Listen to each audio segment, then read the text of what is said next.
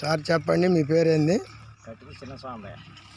గట్టిగా చెప్పండి సార్, గట్టిగా చెప్పండి. కట్టికి చిన్న స్వామయ్య, బట్టెపాడు, దొనకొండ మండలం, ప్రకాశం జిల్లా. అయితే ఏం వాడిన మెడిసిన్ దీనికి? మెడిసిన్ మన కంపెనీదే వాడాను సార్. మన కంపెనీదే మెడిసిన్, గుళికలు కానీ కొట్టే మందు కానీ మన కంపెనీకి వాడాము. 2 ఎకరాలు. నమ్మకం ఎవరు చెప్పారు నీకు ఇది? నాగయ్య. నాగయ్య నమ్మకంతో నువ్వు వాడావు.